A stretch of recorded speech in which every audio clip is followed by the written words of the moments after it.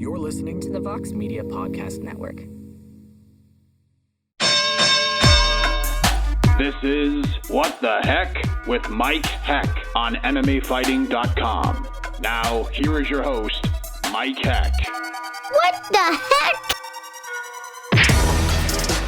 Well, hello there, everybody, and welcome to a brand new edition of What the Heck here on MMAfighting.com. I am Mike Heck. Thank you so much for having us on as we are in the midst of a 3-event stretch for the UFC in Abu Dhabi. 1 down, 2 to go as we're on the heels of a very successful, in my opinion, debut on ABC this past Saturday. That event capped off by an incredible, jaw-dropping performance from Max Holloway defeating Calvin Kattar. And it was a matchup between two of the toughest people on the planet. Because one, we all know how tough Calvin Kattar is after Saturday. It was just a ridiculous amount of punishment that man took, and he just kept fighting back. But I think one of the more underrated aspects of that fight is I don't think Max Holloway's getting enough credit for his toughness and his durability in that fight, because Kattar landed some massive shots in that fight. Shots that, let's be honest, would have put away most guys in the featherweight division, but Holloway took it all in stride. He ate them all, kept coming forward. And Kattar, Holloway did as well, landed a record amount of strikes, like UFC record, but Kattar also landed his career high in significant strikes as well in that fight. So it just goes to show you how tough these guys really are. But geez Louise, what else can you say about Max Holloway? Jon Anik, multiple time guest on this program, said it was the singular greatest performance he had ever seen sitting octagon side. And in my opinion, definitely in the conversation, but you can't really argue with the man who has sat in that seat and called many of big fight, called many a big performance. And if he's saying that about what Max Holloway did on Saturday, who knows better than Jon Anik, if we're being honest. But I mean, seriously, I was so, and still am, so impressed with what Max Holloway did on Saturday. I mean, and I've said this before, on Friday, I was like, if Max Holloway beats Calvin Kattar and Alexander Volkanovski beats Brian Ortega, it's going to be a hard sell for me for the third fight. But after that, Max Holloway is fighting for the belt no matter what happens at UFC 260 on March 27th. He's earned that right. We'll see what happens next, but it would be absolutely absurd if Max Holloway's next fight is not for the featherweight title. Unless he wins the Khabib sweepstakes. I'm not even going to get into the whole announcement/decision thing. I'm sure we'll be talking about it a lot this week, but Holloway deserves a massive opportunity, title fight or not. If he wants to go, it doesn't matter. That guy earned whatever he wants at this point. Absolutely impressive stuff. Calvin Kattar had a great statement, delivered his first words on his Instagram page saying he's not going to quit. He learned his lessons. He'll be back. Go check that out. Classy statement from the man who suffered a pretty humbling defeat on Saturday, but kudos to him for taking it in stride. But of course, you can get the rest of our thoughts on that card with our post-event programming. We had our post-fight show with Laura Sanko. You can catch that on our YouTube channel or wherever you find your podcast. AK and I did on to the next one. Matchmaking for that card, that is up on the podcast network as well, as we look ahead to this Wednesday, tomorrow as this episode drops, UFC Fight Island 8, early morning prelims, 9 a.m. Eastern time on ESPN+. The weigh-ins already happened. They just wrapped up not long ago. Main card will kick off noon Eastern Standard Time. That's headlined by Michael Chiesa versus Neil Magny, wire to wire on ESPN+. Very good main event between Chiesa and Magny. You really like that fight. And if you look at it in its entirety, it's an under-the-radar, sneaky good card too. So that should be a nice appetizer before UFC 257 on Saturday, headlined by the fight everyone's talking about. You all know what's going down. Dustin Poirier versus Conor McGregor 2. Just a massive, massive fight. We'll be talking all about that card throughout the week as well. So keep it locked in to MMAfighting.com for all of that. But with that said, let us run down the lineup for this week. An eclectic group. No doubt about that. And then we'll get to our first guest. We're going to wrap things up with Mike Trizano. He returns to action for the first time in almost 2 years. The winner of season 27 of The Ultimate Fighter. He's going to take on Rafael Alves on February 20th. Of course, he's entering the fight in unfamiliar territory for the first time in his professional career. He will enter a fight coming off of a loss. So we'll check it with Mike Trizano. He'll preview that matchup, talk the long layoff, and much more. Uriah Hall, primetime. He's going to join us a little bit later on. And I have to say, I was a little nervous heading into this one, admittedly, because as you guys and gals watching probably know, it is no secret that Uriah Hall's relationship with the MMA media has not been tremendous over the years. So I felt like I needed to be on my A game. I got some extra sleep. I went to the gym this morning. I had to be ready. But I have to say, we shot the breeze for around 40 or so minutes, and it didn't seem like 40 or so minutes, but we talked about everything you can possibly think of as he prepares to face Chris Weidman at UFC 258 on February 13th.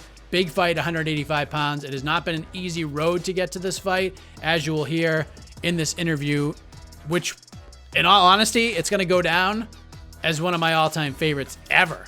And you'll hear that coming up later on in the show. In around 20 or so minutes, we're going to check in with Merab Dvalishvili, the number 12 ranked bantamweight in the world. He was scheduled to face Cody Stamann on February 6th, but that fight is no longer happening. Truth be told, I spoke with Merab on Thursday. Stamann is going to remain on that card on February 6th, and I confirmed multiple sources. This was first confirmed by my good friend Cole Shelton of BJPenn.com.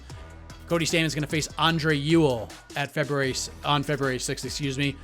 What's next for Merab? We shall see, but we'll speak with the machine in a matter of moments. But first, let us check in with another individual who we haven't seen in a little while. When we last saw him compete, he became the first man ever to submit Anthony Pettis.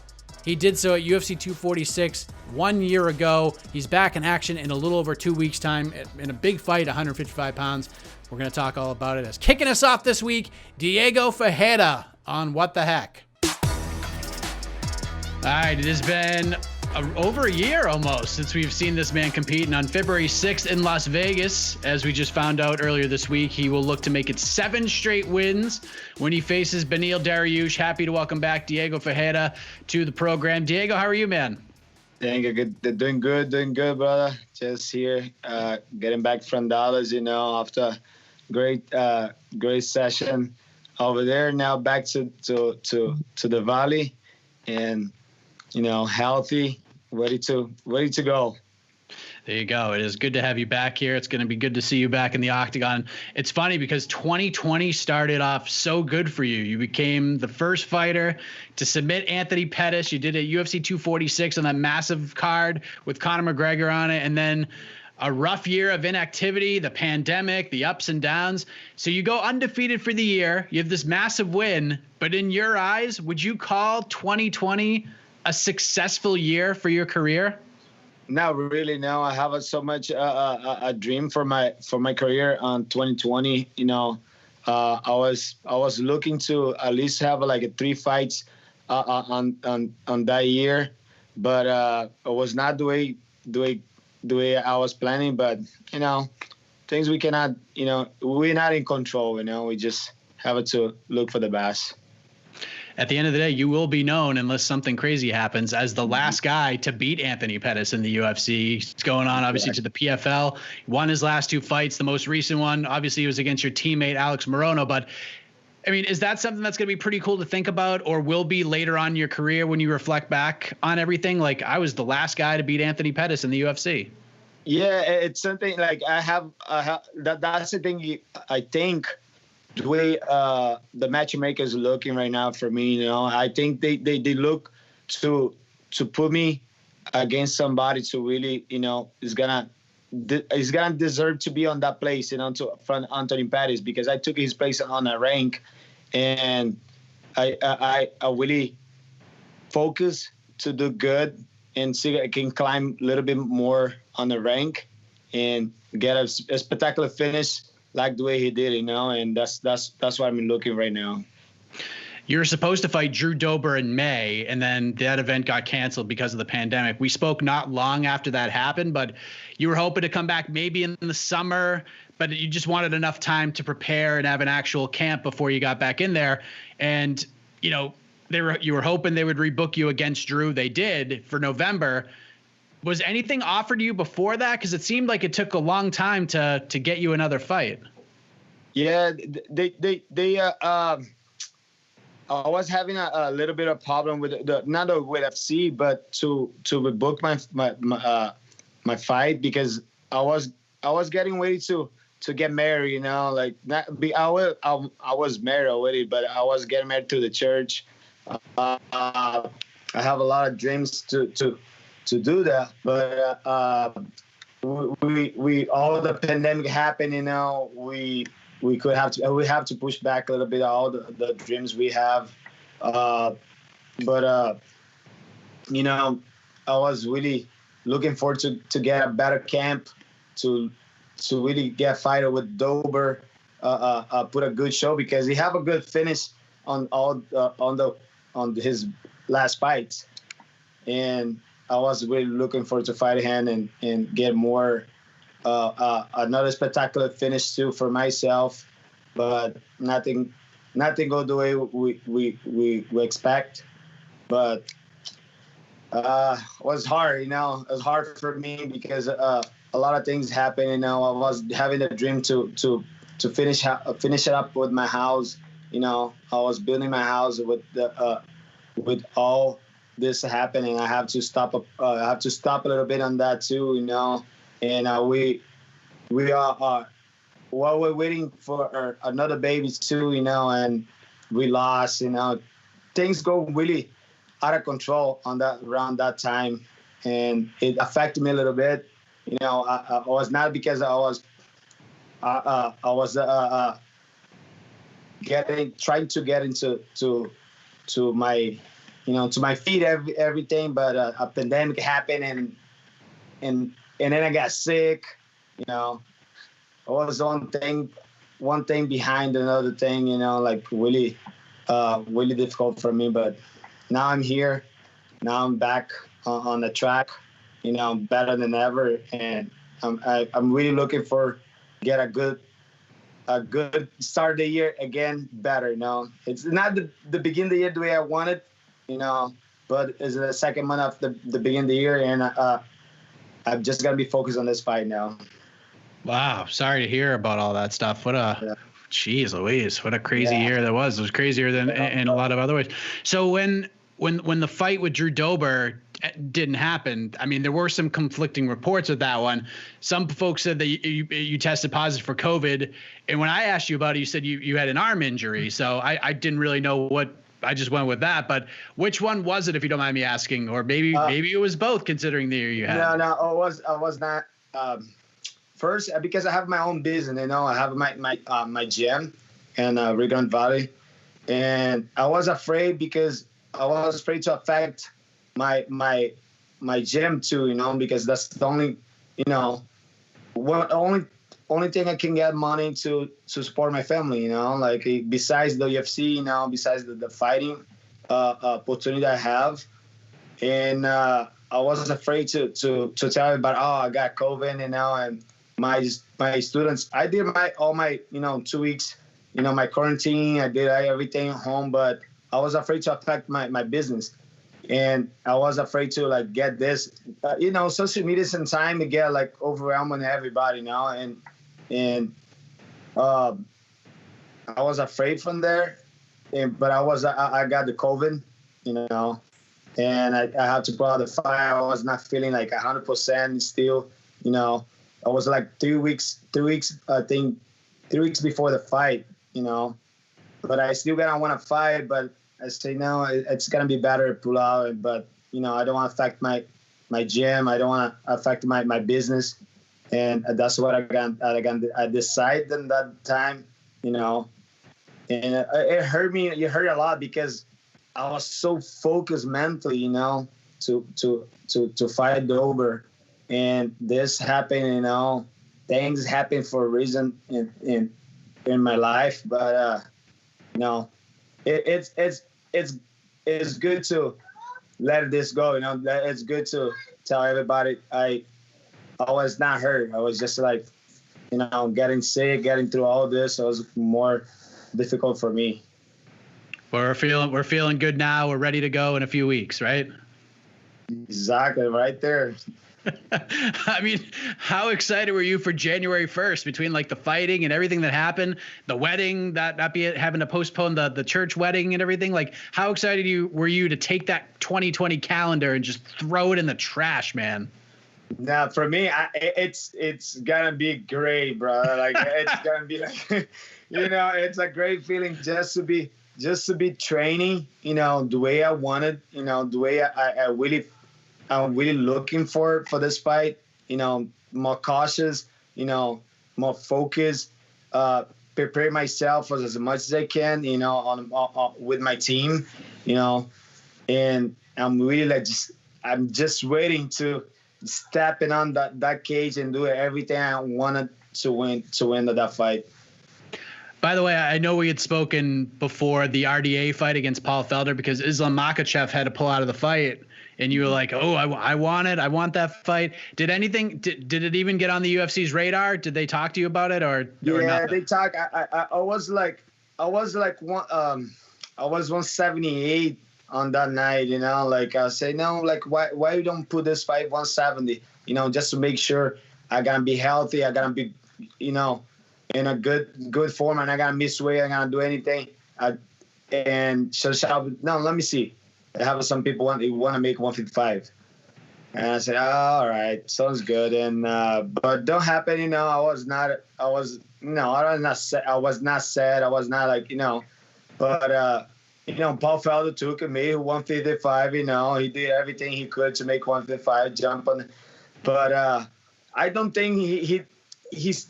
Damn, he have 2 losses already, like on the division. Switch for another thing, change it for the ranking.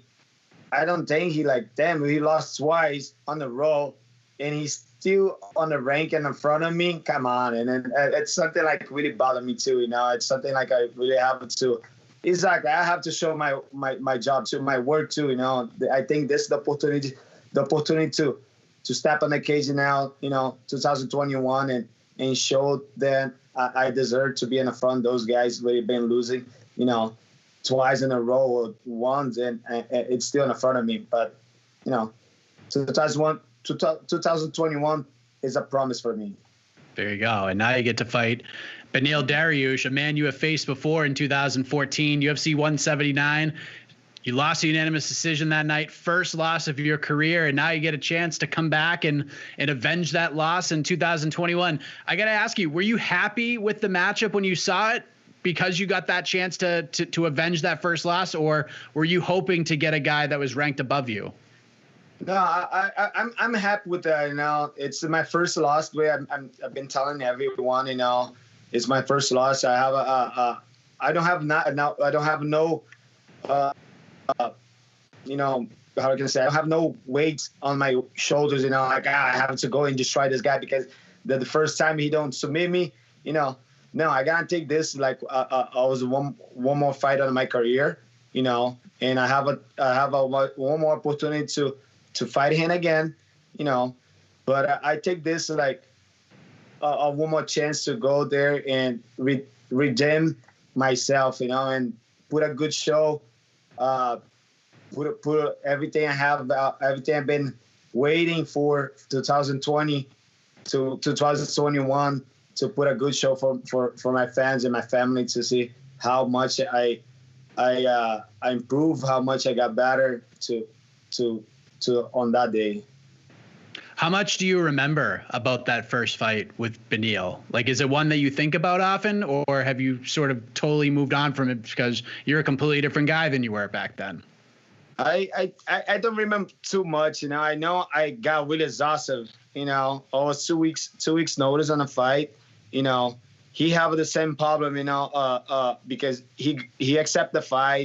We are just 2 newcomers coming on the scene. And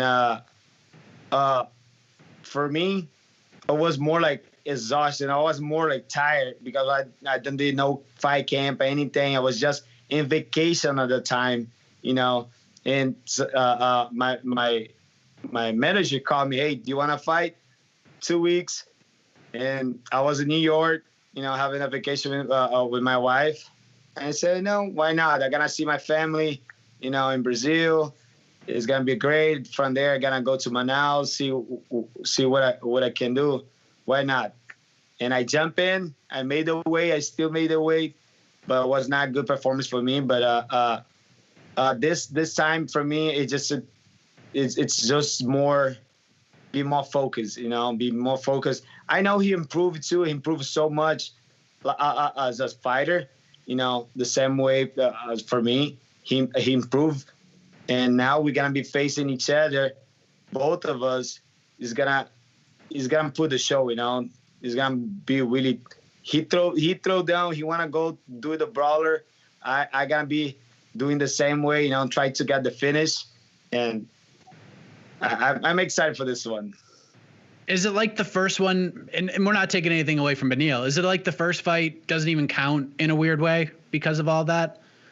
Like, you can't compare the two, right?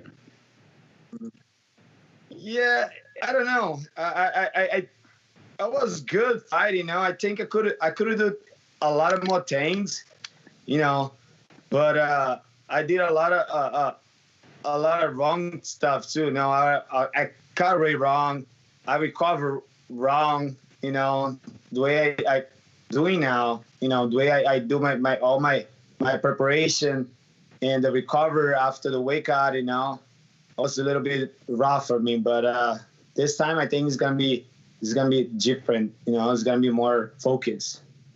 Have you been impressed with what he's done? I mean, ever since the knockout loss to Alex Hernandez, he's won 5 in a row, 4 straight finishes. Have you been, you've had to watch the last couple from the sidelines, unfortunately, but have you been impressed with what he's done recently? Oh yeah, I've been impressed with his last two. His last 2 finish. Damn, who's not gonna be impressed? As a mixed martial art, others we be impressed with each other. I be impressed with him. Like the way he finished all those guys, it's really good. And that's what make me be more on my toes. Be more prepared than ever to fight somebody like that, because he's not a grappler only. He's a finisher. He's going there to try knock you out. And that's what I'm looking right now. That's how I'm really training to be faster, to be stronger, to be smarter. Because that's the way I prepare myself every single time when I have time to prepare for a fight. When you fought Anthony Pettis in January of last year, the lightweight division looked like a very certain way, right? Like, we were going to see Khabib fight Tony Ferguson, and then we saw Ferguson fight Justin Gaethje, and then Gaethje fought Khabib submits him, retires. Charles Oliveira beats Tony Ferguson. The UFC signs Michael Chandler, who's fighting Dan Hooker next Saturday. This is like a completely different division that you're coming back to, right? Like, how crazy is this looking at it now compared to what it was a year ago? Exactly. That's what it. I for my personally, the how changing in a 1 year completely the division for the last 5 years, it's been that way. We've been seeing Khabib and Tony Ferguson one fighting now, all that, but now is a different way to see, and I'm really excited, because it's opened the doors for all of us, open the doors to can have a chance to get there and make the change on the division too, and make the change to I can climb up the ladder and be getting close by the belt. Can I ask you this? And I know I don't want you to talk bad about your employer at all, but did the UFC make a mistake by not doing a tournament here? Like, they should have done a tournament. Everyone said they should have done a tournament. I know Khabib is still the champion technically, but I kind of hope he just stays retired. Like, he made a promise to his mom. Like, you should probably honor those things. I don't want to see him come back unless he really, really wants to and she approves, but they should have done a tournament, and you should have been a part of this tournament, Diego. I think so, especially because the way I see, like, the most wins, like, it's me, Charles Oliveira, and who more? I gotta put like another another fighter. Just for a year, just to gauge it. Like, I think I could be in between those guys, but, it's not, that's my opinion only, but I really could have a chance. But, Mikey Chandler jumping in front of us, that's a, sorry, the way my language and everything, but it's a bullshit, like the way he jumping in front of all my fucking hard work, all my really hard work. And I don't like, I don't like at all, but it is what it is. I want to get this fight. If I have the opportunity to one day face Mike Chandler, I want that fight too. I want to mix it up my skills with his and see who's going to be the best, if he really deserves to be there. But first, you have to pass, Dan Hooker is not he's not a easy fighter. But I'm still going for Dan Hooker, get this win next week, and see how he gonna take that one. Do you think Dan wins that fight? Yeah, I think Dan's gonna take that fight. I think so. What about Dustin and Connor? I gotta ask you about that. I still go for Poirier because damn, he's one guy to knock me out.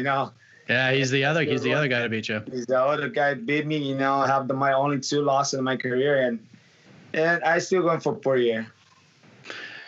And then I don't know if you saw this, but Dana White was speaking to, I forget who he was speaking to, but he said that Nate Diaz is going to come back down to 155. So who knows? What are your thoughts on that? I don't know if this is the first time you've heard that, but another new name at 155. I don't know if you're happy about that or if that frustrates you even more, because Nate's a big name, and when you throw in a guy like that, he's probably going to get himself, I'm sure he's going to get a big fight, right? Yeah, it's like that's more harder, like that's just you can see. Damn, it's hard to say, but the UFC just looking for the fight money now. It's hard to say, but it's not more skills by skills. I know this is not more like that. It's a fight money, but it's just get me more upset, make me more hungry to get there and really put a good show. And if I have the time to fight Nick Diaz, I want to fight him too. Like if I have the opportunity, like the way everybody have the chance, we have to get there and put my work into to get in a cage with him. I'll be glad to fight him too. I feel like you and Charles Oliveira, you're the 2 guys that are just gonna sneak in there and just ruffle all of these feathers. You're just going to quietly come in and just flip this division upside down, because even after Charles Oliveira beat Tony Ferguson, I feel like he's in the conversations. Dana's talking about him fighting Justin Gaethje, which I think is the fight to make, but almost like it was forgotten about for some weird reason. Isn't that weird? He just dominated Tony Ferguson and we're not hearing about him. Yeah, and that's the thing. That's the thing. I don't know why the guy put so much effort in the way he dominated Tony Ferguson now. Damn, it's not fair, It's not fair for the guy too, but it is what it is. I'm not the boss, but I wish he could. I wish he could put a hand with somebody like Justin Gaethje, that would be a good fight. That would be a good fight for the they get the next person for the title shot. Yes, and then you're obviously on your way up to that point, but we got to take care of business on February 6th. The rematch against Beneil Dariush, big fight at 155. How do we reintroduce yourself to this division after over a year away? A new guy, just go in there trying to get something he deserved, and that's how I gotta look. A new guy, just getting there to take the chance and getting the most finishes I can. Do you feel like you got a chip on your shoulder heading into this one with everything going on? In a way, not really. No? No, not really, because I'm just, the way I say, I'm just a new guy jumping into the rankings, trying to get, as much wins as I can to get close to the title shot, and that's how I'm looking right now. Very fun, yet extremely important fight at 155 pounds coming up on February 6th. No inches can be given with all the traffic going on up the top of this loaded division, especially with what's going down on Saturday at UFC 257. Diego Ferreira versus Beneil Dariush.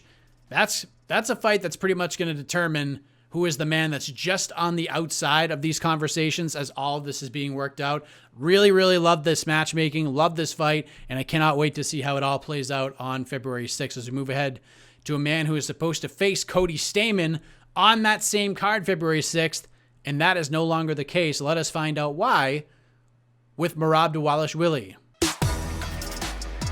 All right, we move ahead to our next guest, the number 12 ranked bantamweight in the world, and a lot of people have been asking me when this man is going to be fighting again, and the answer to that question is still up in the air, it looks like, but let's hear more from the man himself, Merab Dvalishvili. Merab, good to see you, man. How are you? Good to see you, Mike. I'm good. How are you? I'm doing great. So right off the top, my man, let's talk about the here and now, because reports surfaced last week that your fight with Cody Stamann that was supposed to happen in December was going to happen on February 6th, I believe, but that is no longer the case. So for those who may not be aware of your situation, what happened? Yeah, I was supposed to fight December 6th. I was getting ready. I was ready, good shape. And my manager called me and he told me Cody got COVID. And he's not, but that was like 5 weeks, 6 weeks before. And then we still have a time, but he said, even he will get better. This fight's not happening. I said, okay. But and then the next day, Cody said in the interview he never have COVID. He has some back injury, and he asked UFC to move fight a little back, and the UFC don't wanna do it, and then that's why I fight cancer. And then I was ready for fight anybody, and and that was opportunity to fight Brazilian killer Uriah Barcelos. So, and fight, I accept fight, I signed the contract, and medical suspension, he cannot fight me. And and then they said, UFC said, we only want you fight to only top 15. So, I mean, at this point, nobody was available. So, and I was ready, but I got injured. Like I hurt my back. I wasn't training like 2 weeks. Like I was only I was making appointments with doctors and check my back if it was okay. And then finally my back pain goes away, and I was feeling good. And I started training gym again, and everybody, like lots of people will get the COVID like same time.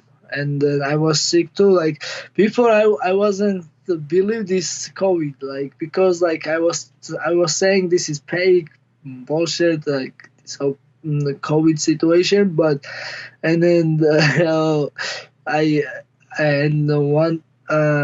one day I feel like my throat was dry. I was a little coughing. I was chill.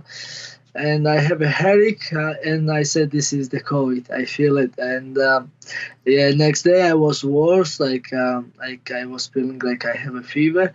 And Monday I go to doctor, and then the test was positive. I had a COVID, and I was feel sick. Like wasn't fun. Like wasn't something crazy, but I was weak. I was coughing too much. Like I was. And then I don't know, that time I don't know how it affects me, because I was coughing, I was weak, like no energy. And I tell my manager to, it's only 1 month left, and I don't know how I can, how it affects me, like after COVID, if I can still training, or how my lung is gonna be. So I think we need more time, and manager say yes, let's move this fight a little back, because like so we asked to move little, maybe 1 week later or 2 weeks later, the move fight back a little bit. And looks like Cody don't want to move. He wants to fight same day, February 6th, and they said UFC say so they will give me new opponent. They work on this. So did a bout agreement get signed for the February 6th fight between you and Cody? Yeah, I signed the contract. I signed contract before I get the COVID. Man. Yeah, so that's little. So you're a believer now. Yeah, now I believe. Now I believe COVID, and now I respect. Before, like, I was wearing mask only, like, when it's necessary, go supermarket or like just to wear. But now I have respect. Like, even I'm not taking nowhere. Like, now I have immunity. I'm not getting like COVID like at least 6 months or 3 months. I don't know. But now I understand. Like, it's a affects all people, and like if somebody has health issue, it really will affect this. Yeah. Well, the most important thing is you're feeling better now, right? Now, yes, I was gym yesterday, and I feel good. It's thank God it no affect me. Like, I don't feel anything like crazy. I'm okay. I will get better and shave, and that's it. I survive. Are you back training yet? Or are you still quarantining? When do you think you'll be able to get back in there? That's it. I tested, and then test was negative. No more COVID and no more quarantine, and yeah, I'm good now. There you go.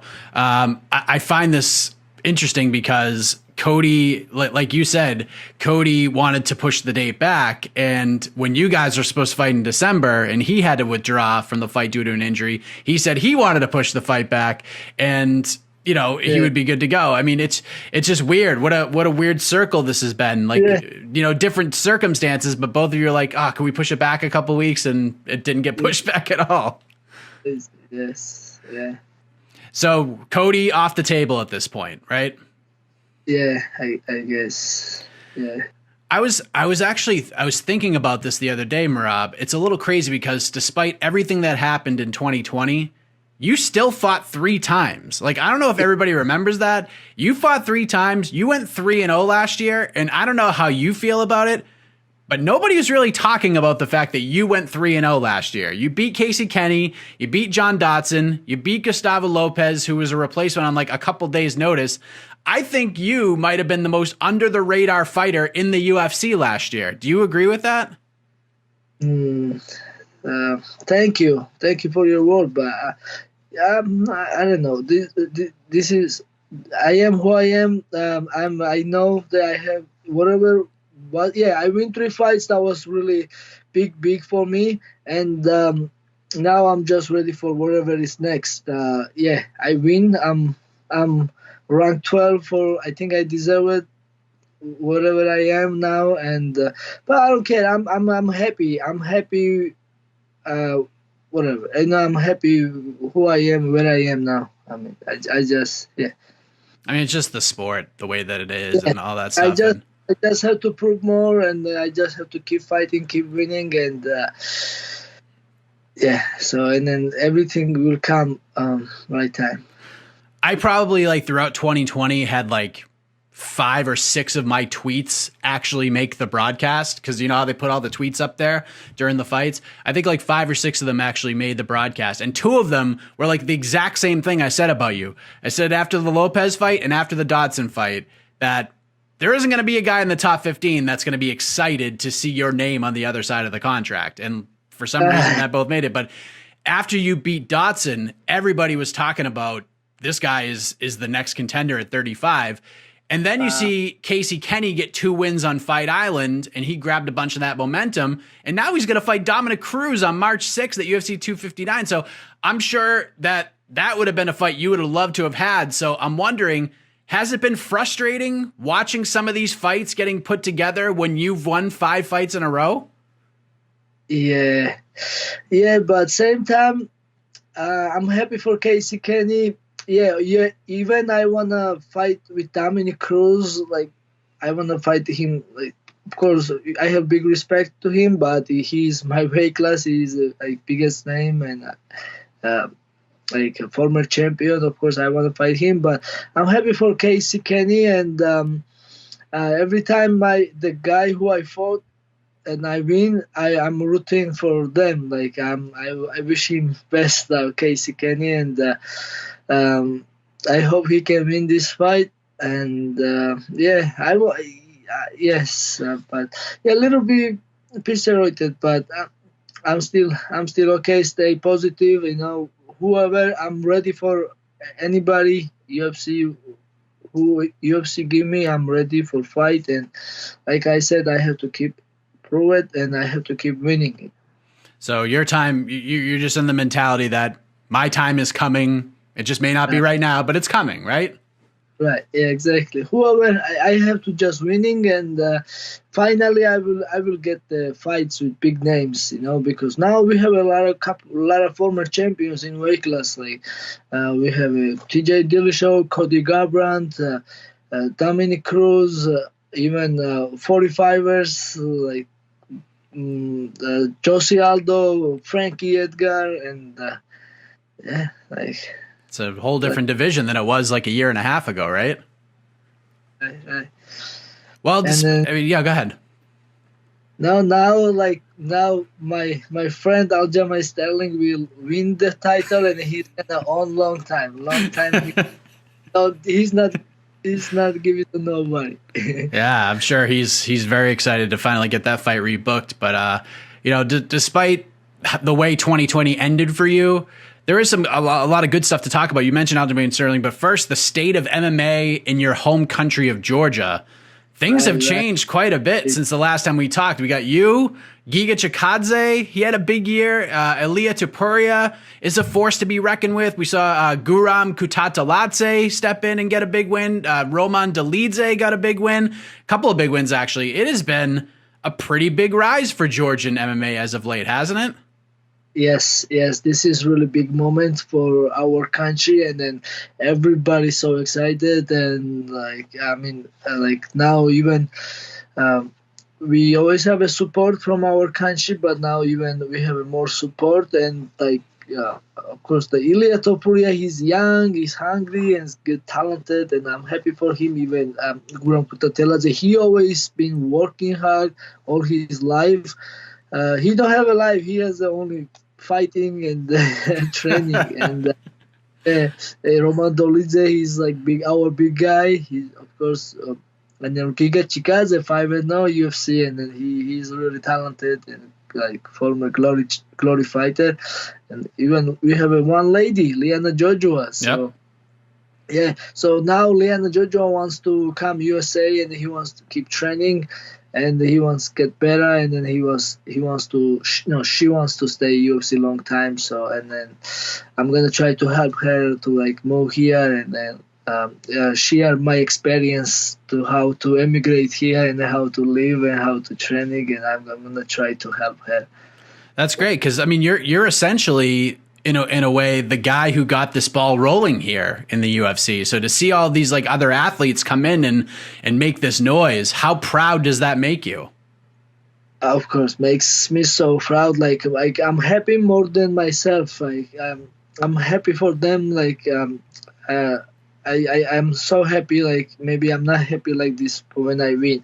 When they fight and they winning, I'm so happy, more than happy, because we are patriot people, and of course we are small country, and we are proud people, and we want to show the world how warrior we are, and we always want to represent our country.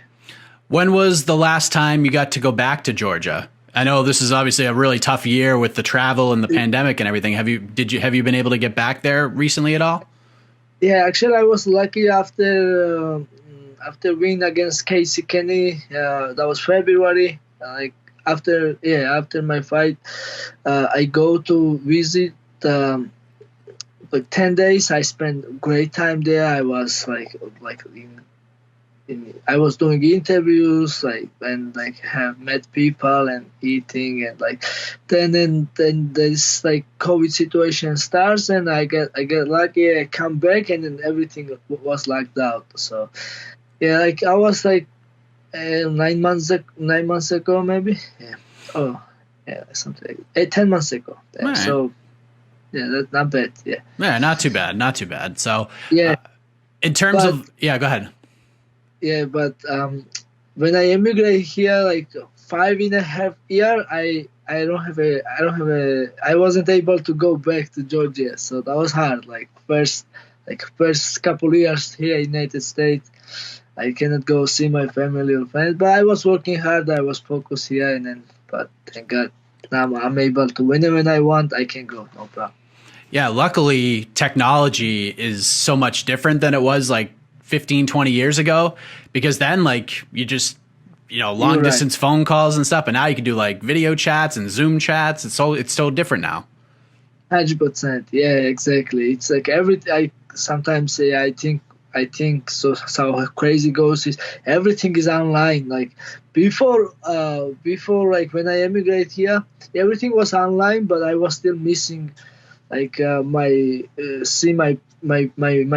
community. Then I was going to Brooklyn. That's where like most, like I live Long Island, so Brooklyn is like most like immigrant Georgian lives, and I was going there restaurants and there is supermarket and some stores, and I want to see the Georgian talk, like, and then get the motivation, and then like this, like like talk about even the politics or everything. I was missing them, but now everything is online. Like just easy when I talk to my parents and everybody else, and online is texting, and that's it. Like world change. Like everybody's sitting home. Before we was outside working, like it was like different people.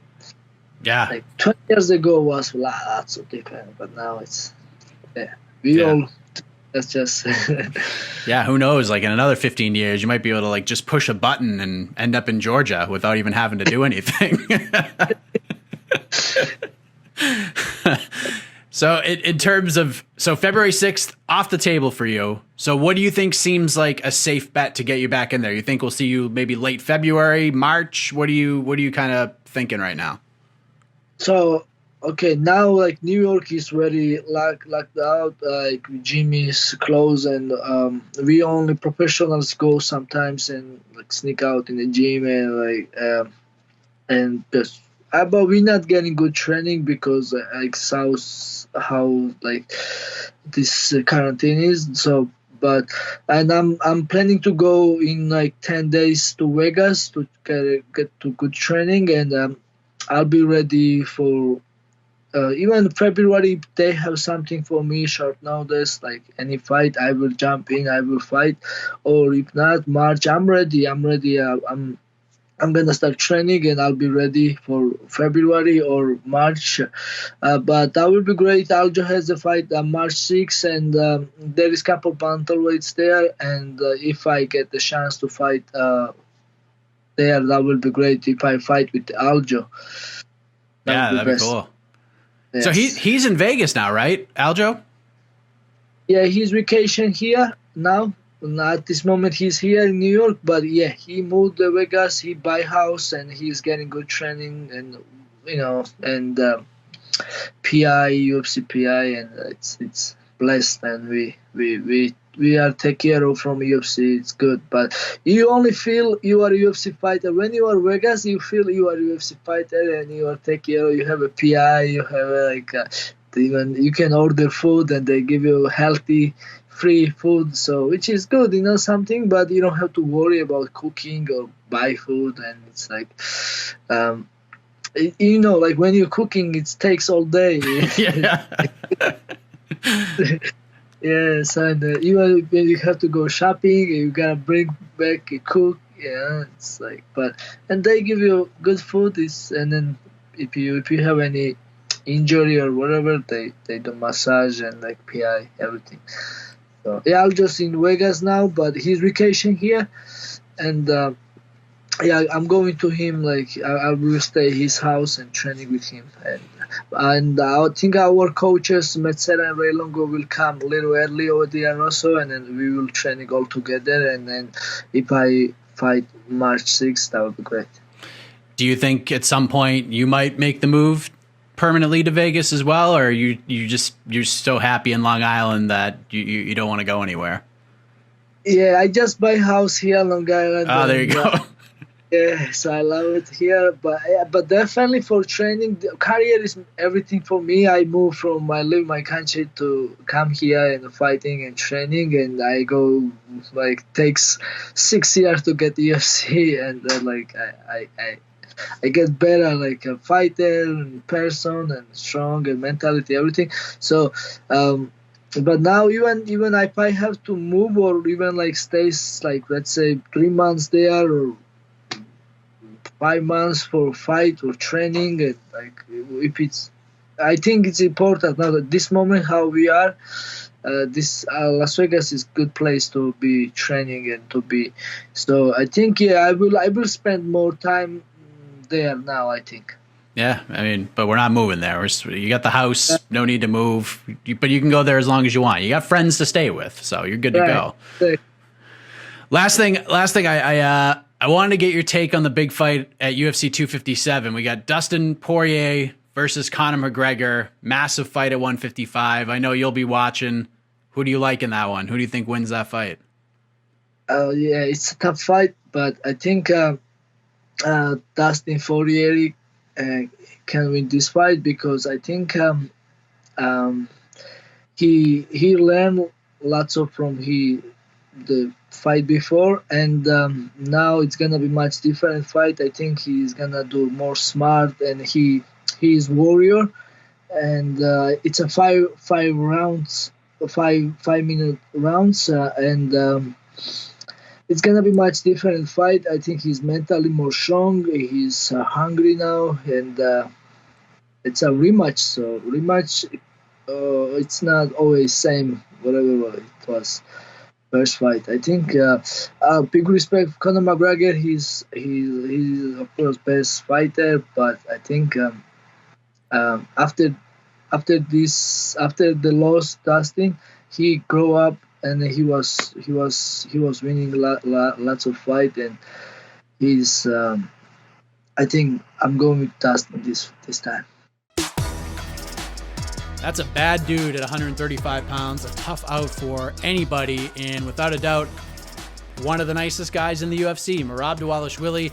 Glad he's feeling better, and hopefully he can book something late February, early March. But like I've said many, many times, and in that interview with Merab as well, there are not a lot of guys in the top 15 of the bantamweight division right now who are going to be celebrating seeing Merab Dvalishvili's name on the other side of that contract. He's a tough out, and he could definitely be a player at the top of this division at the end of 2021. And his good friend could very well be the champion, Aljamain Sterling, by the time the year comes to an end. Of course, he will challenge Petr Yan for that title on March 6th at UFC 259. That card is just ridiculous. We'll be talking more about that for sure. As we move ahead to our next guest, happy to have this man on the show. It has actually been years in the making, and finally, in 2021, we are making it happen. He is scheduled to face Chris Weidman on February 13th at UFC 258. Here he is, in my opinion, one of the best interviews ever. Let's say hello to Uriah Hall. All right, let us move ahead to our next guest. He returns to action February 13th at UFC 258. He's going to take on Chris Weidman, a big fight at 185 pounds. It's also a rematch from the regional scene from over a decade ago. But I love this matchmaking, and I'm happy to be joined by primetime Uriah Hall. How are you, sir? Pretty good, man. How you doing? I'm doing great. It's great to have you here, Uriah. Before we get into the fight, I do want to discuss some of the cool things going on in Dallas at Fortis MMA, because I've talked to a lot of fighters over the last several months who train there, and they've told me how pivotal your presence has been at the gym, helping to sort of mold this team environment. And now we're starting to see like the next generation of Fortis fighters get their opportunities. Fighters like JP and Cheyenne Bays, who just got contracts. We just saw Austin Lingo get his first UFC win on Saturday. So how exciting has it been for you to see your teammates, these up-and-comers, start to get some of that notoriety and make some waves with these opportunities? Honestly, it feels really good, because the last time I felt like I was really a part of the team was before I did The Ultimate Fighter. And, you know, the team I was with, you know, it was that camaraderie base. And just to kind of be one of the I guess, experienced one, or veterans, if you want to use that word, to kind of see these up and comers or, younger generation in the sport, like Cheyenne. I remember meeting Cheyenne like way back at Extreme Couture, and before she even was a top notch. And I just remember her being a beast. And she went over to Africa. She married JP, and they lived there for a while. And I remember when she was telling me she's coming to Texas, and her first session, apparently, Safe said, "Hey man, you've kind of felt like Uriah." So it was kind of cool to just overall see that growth. And of course, her husband too, because I've been training with him. I saw what he had to go through, and he couldn't really get his paperwork finalized properly because of COVID. And he was supposed to fight, so he didn't really get his paperwork properly. And they went through a lot, and they stayed focused, and we stayed focused as a team. And overall, we just improved. Especially seeing like JP go through all of that as a young guy, especially in this sport. He handled it with such composure. I remember interviewing Cheyenne after she got the contract, and JP was driving the car, and they just have such good vibes. But to see him handle all that the way that he has, and kind of come through on the other side with a contract, what was that like to see? Oh man, they're mold for each other. They're probably one of the best couples I've ever. I mean, I hang around them a lot. They just fit each other. I can't describe it. You have to kind of be around them and see how they just made for each other. Just the way they interact with each other. They're a perfect team in and outside of training. I've hung out with them, of course. I've trained with them, and they push each other. But man, it just meshed. You want to talk about the perfect puzzle that just fits? That's them too. Yeah, I would agree with that. Obviously, a lot going on at Fortis. So one of the other reasons I'm glad you're here, Uriah, is because this chat, in a weird way, it's like 5 years in the making. Because I remember I was probably like a year into the sport doing interviews, and I got a DM on Facebook from a gentleman by the name of Arshay Cooper, someone who you know very, very well. And he reached out about possibly doing a conversation with you, and unfortunately weren't able to figure out logistics. But Arshay and I chatted several times about like a lot of the work you were doing in the community for the kids, which was just really amazing to hear. But I know how important that is for you. So I'm wondering, with like the pandemic and what 2020 was like for everybody, things being shut down and whatnot, are you still able to get out there as much as you would like in terms of getting out there for the community? Like, what has that been like to navigate with everything going on? Well, first off, Arshay Cooper, my best friend, who was actually he's been in the hospital for a while. Man, this is one of the most outgoing person I've ever met. He's very vibrant, brings a lot of energy to the table, and he's been in the hospital for a while. And I would say a couple of weeks ago, I FaceTimed him, and he couldn't even say one sentence, and it was so weird to see that because of COVID. He was I believe he was in ICU, and I wanted to fly there. He had his newborn baby. His wife is there. She's calling me every day. I remember losing sleep because I told her call me anytime, and it was even before practice or after practice or during practice. She was constantly calling me because she's freaking out. That's her rock, and of course we're all just trying to stay positive. And there was a couple of scary moments where it was like, this is it. And I'm not gonna lie, I had a couple of moments where I was like, you know what, I probably have to cancel this fight to go out there and beat my best friend. But he's doing a little better now, thankfully. I spoke to him yesterday, and he's actually, finishing his sentences. So it's really cool to see overall. But we haven't really got a chance to really do much because I'm out here training, and I'm getting ready. And it was like right after the last fight, which was Anderson Silva, I had a little bit of downtime because I was literally training for an entire year straight. I mean, I didn't take any time off. I locked myself in the gym with the whole pandemic. I stayed focused. A couple fights didn't happen. But usually when I'm in New York, he'll invite me to speaking gigs to go to schools, and we talk to kids. We work with kids. He's a part of the rowing team. He has a beautiful show on Amazon. It's called A Beautiful Thing, actually. That's what it's called. And it's about the first Black rowing team, which is in the South Side of Chicago. And it talked about their story, and each person was individual, and how they kind of came out of that, which you never really hear of. It's Chicago, and they were the first Black rowing team. And if you look at a lot of rowings, you hardly see any Black kids in there. So it's a very inspiring story. I definitely think everybody should check it out. But he's been doing that, and he's been making waves with that. He wrote a book, but it's usually when we're around each other, we brainstorm, and he invites me along, and I love it because I'm all about kids. Wow, I'm sorry to hear that about Arshay. I had no idea, honestly. I know. He's such a good guy. Like, I know just based on what he's been doing. Like, he's written a couple of books. I remember he actually sent me a copy of Sugar Water. I read that; it was amazing. And then A Most Beautiful Thing, obviously, like you talked about. And I saw a clip that you were a part of that. There's a scene where you joined the gym with those guys and you passed on some words of wisdom. Like, what was that like for you to be a part of that and to see the story get the attention and the rave reviews that it's gotten? It's a beautiful thing. So, I mean, I kind of grew up with Arshay. We met each other a long time ago. It was weird how we met each other, how we both kind of came out. I was coming out of my office. He was dropping off one of his friend's kid, and we just had this like weird stare down, like, who the hell is this guy? We literally had that look. I went my way, he went his way, and then we ended up meeting at the party, and we've been inseparable. But just being around him and just hanging out with him and with everything that's happening, the main thing is just staying focused. I mean, there's not much to say. It's just staying focused and positive.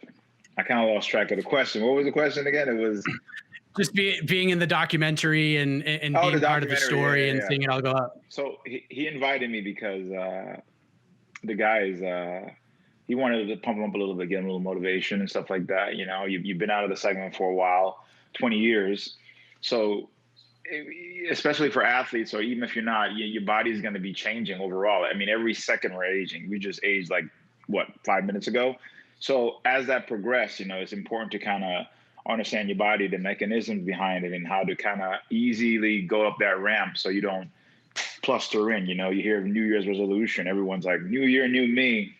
Every gym in America is rich for the first month, right? We've all been there.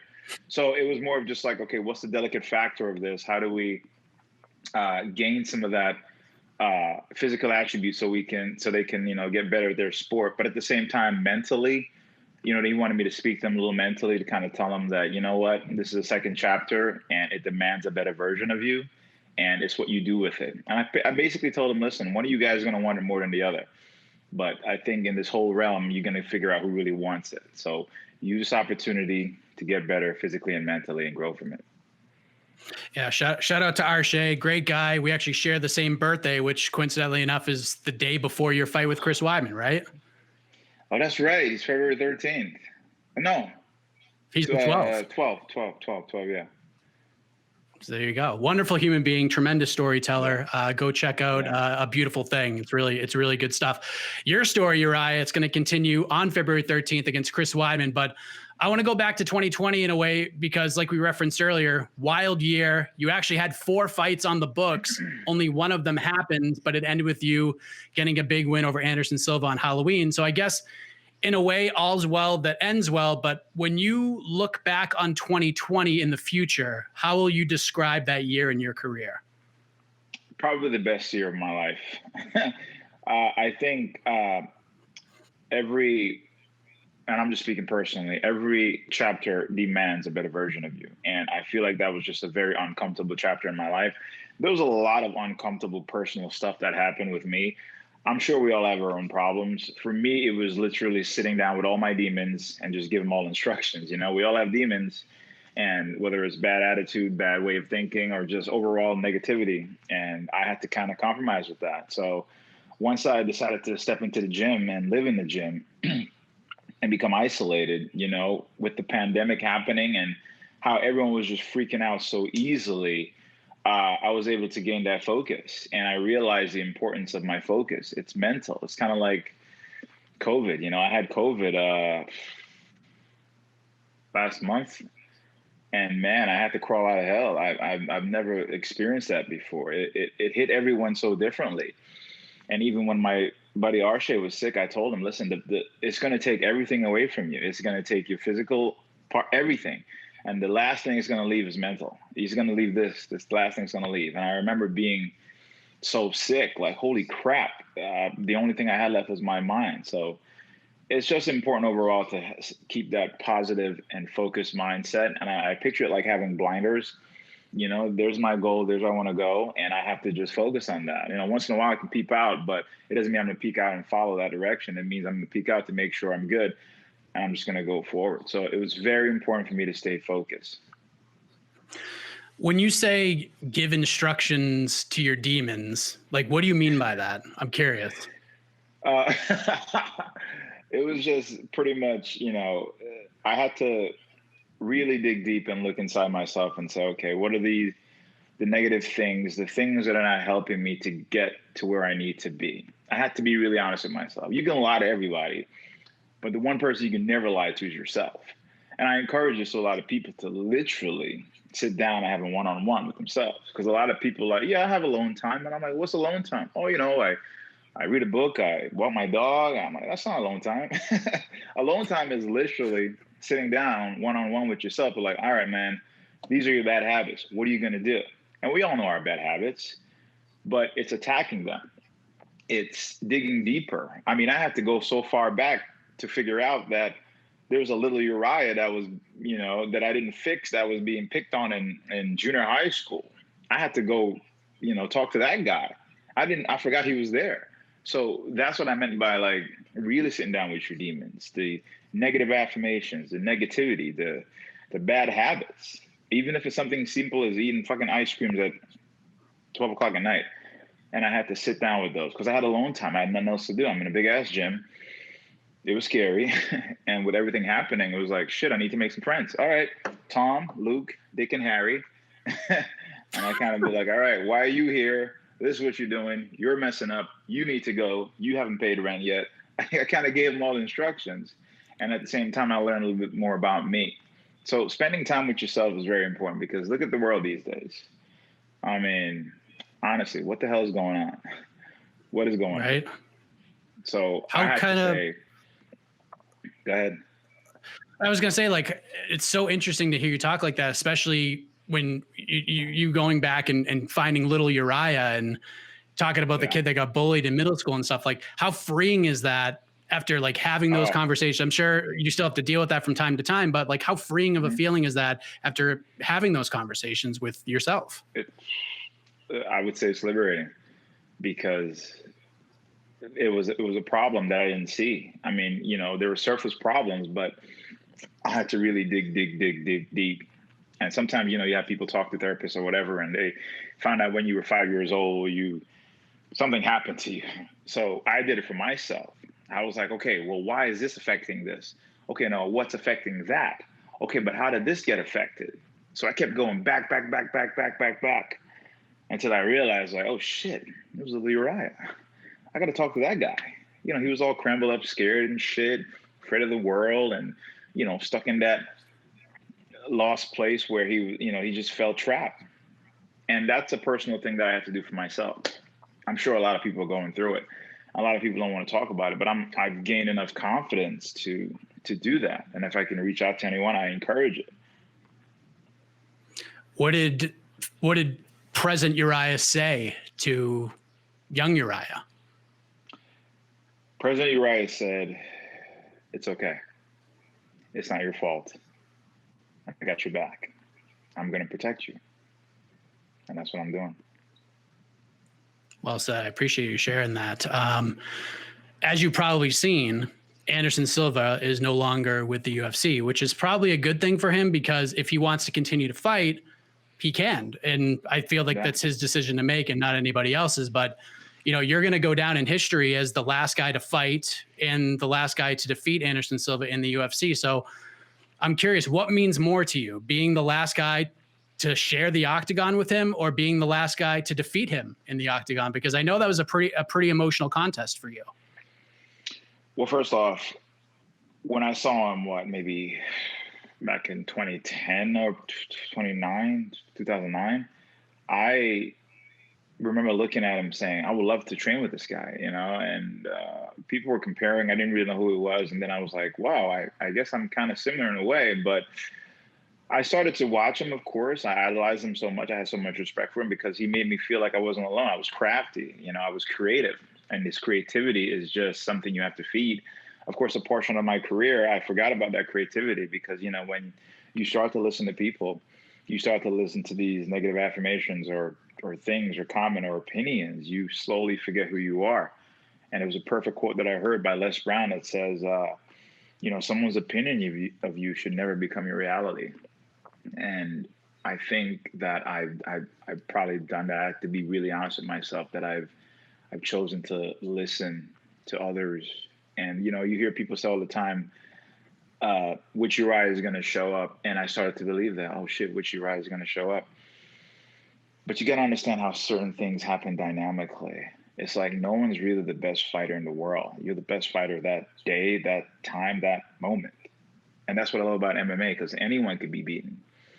But, a lot of times, whether it's media or other things that will change the principles of it, you look at the old school ways of the UFC and stuff, it was more about honor, integrity, and all that stuff. It doesn't exist anymore, which is, I get.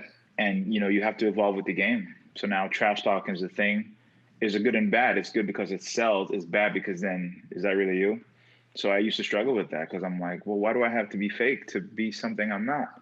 I don't want to be fake. I was taught to be myself. The martial arts background I was taught was to be honorable, especially to me. So I had to struggle with that, especially in the limelight, and especially when there's a camera in front of you all the time following your daily activities. So now everyone gets to see you, and they get to form their own opinion, and they don't really know the real you. So now you start to be like, well, I guess that's me. Oh, no, that's not me. Oh, that's me then. And then you slowly forget who you are. But I don't think being the last guy to beat Anderson Silva or knock him out, it doesn't do it for me. For one, I respect him too much to even claim a title like that.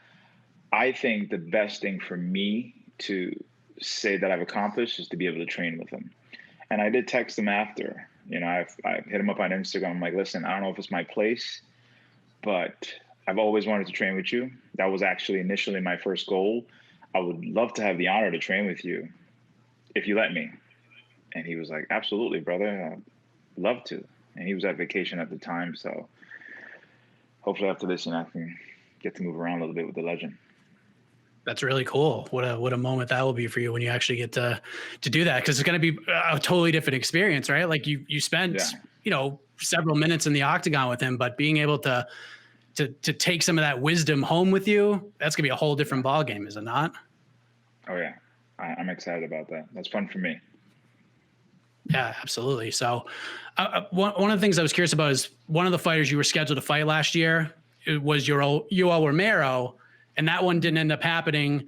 And now it looks like it won't, because he's gone on to another organization with Bellator now. And you don't strike me as a guy who has a lot of regrets in this fight game that we're involved in, but is there a part of you that's a little bummed that fight may not happen anytime soon? Yeah, I mean, you never know, but a great analogy I was told was like, you hold on to like a glass of water, even if it's half or full, you hold on for too long, it's going to be painful. It's going to hurt. So how long can I hold on to it? The opportunity didn't present itself. Things happens for a reason. And, my mom told me, I think right after the whole thing of fights being canceled, and I'm not gonna lie, I lost motivation, because it sucks to isolate yourself and put yourself through that rigorous training and cut weight twice, and then it's not happening, and then you have to readjust your mind. It was like, and I think the worst part about that is the support system. If you don't have the proper support system, and it doesn't mean like, hey, it's gonna be okay. You got to have those people to kind of still keep that rhythm flowing, because that rhythm is flowing and then it goes down. If you don't have that rhythm picking back up again, it's going to be hard. And I remember times I had to call my coach, Clayton Hires, and I was like, I can't do this, Coach. I can't. I was Airbnb-ing. My house was in Vegas at the time. I was in Vegas for like maybe 6-7 months, Airbnb-ing. I'm spending money both ways. It was like, I can't do this. I'm wasting. And luckily, he was there to encourage me that, listen, man, this is not going to last forever. And I'm telling you, at some point, you're going to look back and be like, man, I'm glad I didn't quit. So, I'm glad I didn't quit. I'm glad I stuck to it. And there's more work to be done. Yes. And that work continues February 13th. You take on Chris Weidman. You guys actually met in your 5th pro fight, I think it was, for Ring of Combat, and Chris got the win. I mean, that fight must have seemed like a freaking lifetime ago, man. But when you saw Chris's name on the other side of the contract, how did you react to that? Initially, I didn't, listen, I love challenges. That's why I'm so creative. And you put a big obstacle in front of me, I will figure it out. If you ever watch Dragon Ball Z, my favorite cartoon character is Goku, and he's one of those guys where it's like the bigger the challenges, the bigger the reward. But I love that excitement. And for a lot of fights that didn't happen and go my way, I wasn't motivated. I'm not going to lie to you, I wasn't. And the mind is a big deal in this sport. There were tons of fights I didn't want to do. I did not want to take those fights. And it was either forced on me or pressured on me. I'm like, all right, whatever. But shit happens. I learned from it. I took what I can and I move forward. If I live in the past, I'm just going to get depressed. And if I go too far in the future, it brings anxiety. So I'm trying to be here and take what I can. But when I saw his name, I was like, all right, it's cool. It's just like Antonio Carlos Jr. I didn't want to fight him. I remember getting that call, and I was in Sweden. And my coach, say he was like, hey, man, this is what we're going to do, blah, blah, blah. And I was like, oh, me and Carlos, we're kind of homies. He's like, what? So I had to separate those emotions. I mean, you should have seen this, bro. On fight week, we're all hugging each other. And my coach like, what the hell are you doing? Why'd you find this dude tomorrow? What are you hugging him for? I'm like, we're buddies. But I had to separate those emotions. So seeing Chris' name, I was like, I didn't want to fight him. I wanted to fight Till because I would be motivated to destroy him. But it was like, okay, you know what? This was an old thing that I always wanted to do. So let's get it cracking. I'm sure he's thinking I already know what he's going to do. There's no way this dude will stand with me. I encourage him, but there's no way he's going to do it. So we were prepared for it. But it's a motivation. I'm training hard. But the main thing is I'm staying composed and focused. And when I have those two, man, I'm dangerous. Do you remember anything about that first fight? I know you want to make it a distant memory. You don't want to dwell on things from the past, but do you think about that one a lot? It took me a while. It took me a while to even watch that fight because I never lost before. It was my first loss. And I was like, shucks. When it happened, prior to it happening, there's a crazy story behind it. The organization I was working for, there's a corporate place in New Jersey. One of the front desk guy, or I don't know what his title was at the time, this douchebag just kept saying he's a great wrestler. He's a great wrestler. I'm like, dude, I don't give a shit. It never bothered me, whoever you are. A fight is a fight. But he kept saying it. And for some reason, I remember one day it just got in my head. And I was like, shit, what if he takes me down? So that was the window of that open for fear. It's my kind of first window of fear. And I remember going there like, shit, don't get taken down. Don't get taken down. And then I focused more on his attributes than my skill set. And I got clipped, I got clipped. I wasn't out. But I got clipped, and, the refs, they're like, oh, he's dying. Let me save him. And they stopped the fight. But I just remember dealing with that loss, and it took me a while to get over. And I just said, you know what? I'm going to dedicate myself to go to wrestling practices, school, whatever, get comfortable with the uncomfortable. I went to a bunch of wrestling gyms. I ran with Mark Munoz at the time, Extreme Couture. I wanted to get so comfortable to get rid of that fear. And I'm not going to lie, man, I welcome it. Because I know of guys like that, I know what they're going to do. Listen, wrestling is very important for the sport, to control. Look at Khabib, man. It's so important, but it's not my forte. I'm not going to go in there and hug you. For what? I'm going to beat you up the old-fashioned way. But that's what I love about MMA, because you never know what's going to happen.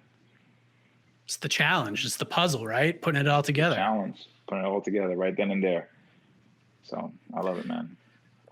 So you're entering this fight on a 3-fight winning streak, and now you have the opportunity to notch wins over back-to-back former champions, back-to-back first ballot UFC Hall of Famers when that time comes. First fight with Chris aside, what does that mean to you to get put in this position, to have that opportunity to fight guys like that and see where it takes you? It's great. I think overall it's been the best thing to even come to this gym. I've traveled around all over to a lot of gyms. The last gym I was at was with Rafael Alves. I was training with Kelvin. Kelvin and I are best buds. So I still wanted to find that home. And I remember having a conversation with him one day, and I was like, man, I love the fact that they treat you like this, person with, I don't know. I just told him that this is your home, and I want that feeling, but I didn't feel it. And I have nothing bad to say about it. I mean, some of the best training I've ever done. I mean, those guys are really animals. And of course, me and Kelvin, we literally beat each other up every time we spar. And that's what I love about it, because we can literally destroy each other. Like, hey, man, tacos later? Yeah. So we have that connection. But I didn't feel that home environment. And at the time I was dating someone who invited me down here. And I fell in love with it. The strength and conditioning program is what sold me, because as an athlete, it's like a car. You got to fine tune it. You got to look at the tires. So I rotate them. So I change the oil. Should I do this? So I feel like as I'm getting older, my body's doing that, and I have to train differently. So it's like, all right, my workout should be hard, but my recovery should be a little bit higher. Back when you were younger, it was vice versa. So I'm learning all these things. It's very structured, because my background is structure, man. When anything is structure, I'm in, because structure brings discipline, and with discipline, I can succeed in anything. So of course, with Safe Saud and Mike Scatia and our recovery program, everything just fit, and I was communicating with everybody, and I wanted more. And then he was like, "Hey man, make the move down here," and I was hesitant because I'm like, I ain't moving no damn Texas. The hell I look like. But you think of a place that you never been. Everyone thinks everybody out here wear cowboy boots and Texas, the hats, but it's not true, man. It's not. That's like way out. But it's a great move, and I'm happy I made it, and I'm still growing. I'm not done. I realize that I'm getting older in the sport, and it's your mindset. I'm 36 years old, and I feel like I'm Benjamin Button. I feel stronger. I definitely feel fast, and I'm utilizing that. I'm learning so much more about my body, how to use it, how to manipulate it, what works, what don't, what to emphasize on, what to take energy away from, what not to give energy. It's amazing. So I think everything happens for a reason. And looking back, just like Steve Jobs said, you look back and everything kind of makes sense. You're like, oh, okay, that's why I went that way. Oh, that's why I fell off the cliff. You kind of look back and everything just kind of folds into the way it should. And listen, at the end of the day, I got to be the one to go out there and do what I do. So I can bring my coaches and everybody, but they're at the end of the octagon. So I got to put it all together. And it's a challenge, man. I love it. I wouldn't trade it for the world. When I was younger, I wanted to be a businessman. I don't know what a businessman was. I thought I saw a guy with a briefcase and a suit, and I thought that was cool. Thank God I didn't do that shit. But, my office is the octagon. I get to beat people up for a living, legally. So it's fun. Chris, obviously, former champion. He's had a little bit of an up and down run as of late. He's coming off the gritty win in his last fight against Akhmedov.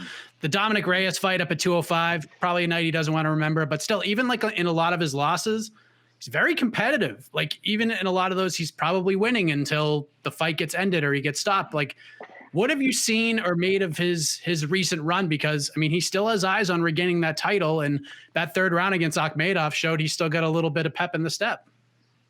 It's all about your mindset. I'm not going to take anything away from him. He was a champion. He will always be a champion. I just want a taste of it. Most of these guys got a taste of it, and that's what I'm doing. For Morris, he's an athlete. He's been an athlete for however long, and there's ups and downs in this sport, but it's how you count them. Are they really ups and downs, or are they really lessons in progression? So if you change the way you look at things, the things you look at will change. And, I expect him to bring his best. He has to. I'm going to bring my best. And if you don't, it's not going to be a good night for him. But I'm determined, I'm working my ass off, man. I literally just crawled out of hell from COVID. I'm working my ass off. And there's no excuse. There's really no excuse. So there's battles that are being fought outside the octagon. There's battles fighting in there. Unfortunately, the world don't see that. That's the age we live in right now. It's like, who's that kid the other day that won against that Bucky kid? Bucky? The guy with the ninja kick. Joaquin Buckley to Alessio Di Chirico against Joaquin Buckley. Yeah, that guy. I saw his press, and he said something about he doesn't want to do the interview because, he didn't appreciate the fact that I interview only winners. I get it. I totally get it. That guy is kind of woke. He sees what's happening. I get it. I got respect for him. I get what he's saying to a certain degree because I'll talk to anybody. I don't care. I'll talk to an amateur who's never fought before. I'll talk to a UFC champion. I'll talk to everybody in between. I get where he's coming from. I just felt like in that moment, it's kind of a tough place because unless you're like in a main event or in a title fight or something like that, I don't think Joaquin Buckley was up for having a conversation with John Anik after that. Maybe he was. I'm not Joaquin Buckley. I have no idea. But you know what I mean? Sure. Like, I respect the hell out of what he did, though. It just seems kind of... That's exactly what I'm saying. I mean, some people are going to get it, some people are going to not. But as an athlete that competes and been on both ends, I'm probably going to get it more than someone that doesn't really take it to that level. So I totally understand it. Totally. Because I've been on both ends. And I looked at it too. You know, take the Super Bowl, you lose, no one gives a fuck about you. But that's the world we live in. But I get where he's coming from. I understand it. I totally understand it. That's all I'm saying. Yeah, no, I agree with you. It was quite the stand to take. It got a lot of attention and in and out of the media room in 40 seconds. So good on him. He gets to go and celebrate the victory after that. But a couple of weeks ago, Dana White was doing a virtual Q&A with Laura Sanko. And he was asked like what he thinks is like the deepest division in the UFC. And he thinks the middleweight division could be the deepest in the UFC right now. Cause you got, Adesanya is the champion. He's about to move up and challenge Blachowicz for the 205 title. You guys got the rest of the guys at the top. And then like rounding up the top 10, it's yourself and Derek Brunson and now Kevin Holland's in the top 10. Do you agree with Dana? Like when you look at the up and down the landscape of this division, do you feel like 185 is the deepest division in the promotion right now? I don't think so. I mean, yeah, there's some big and good guys, but maybe he's saying that because of the publicity that Homeboy is getting right now. I think the lightweight, man, or any lighter weight, the 35, the 45, the 55, fucking 125, Shevchenko, man, Jesus Christ. Like, that chick, I actually, we were talking on Instagram. I was like, hey, I would love to move around with you. I think she took it the wrong way that I want to spar. I'm like, no, I'm not trying to spar you. I want to feel your groove, man. I see her groove and I'm like, yo, that groove is awesome. But that's the type of guy I am. I spar with like the 125ers and the 135ers, 45, because those guys are fast. And they're like 3-4 steps ahead of you. It's called challenging. I like that stuff. But I think the lighter weights, man, there are some. I don't see a lot of middleweights, like, unless it's myself, posing like a real coolness of dynamic. But I like the lighter weights. I like watching those guys. What's like sparring with a guy like Miles Johns? Because that dude is, I mean, that guy for a 135er is a tank, man. Like, what is that like sparring with a guy like that? I don't spar him that much, but the one person I spar with, and I'm like, bro, this dude's a real problem, is JP Buys. I mean, he's good. He's really good. I was like, if you were my weight, I'll be done. I see the way he's throwing guys around on his weight. I'm like, man, is he really that strong? But I kind of imagine if I was his weight, I was like, man, I'll be done too. He's really good. I think he's underrated. I think he's going to surprise a lot of people, man. And he's very dedicated. He's one of those guys where we have to be like, bro, stop training so hard. You have to tone down his training. But it's good to have that mindset, His wife, Jesus Christ. Cheyenne just have this swag. It's like she beats you up so, what's that they used to call it for Cub Swanson? Beautiful destruction? That's what I call her. Something like She's that. like beautiful destruction, yeah. I love watching her fight, man. She's dope. She's a savage. She debuts in March. I'm excited for that. What do you make of Adesanya making the jump up?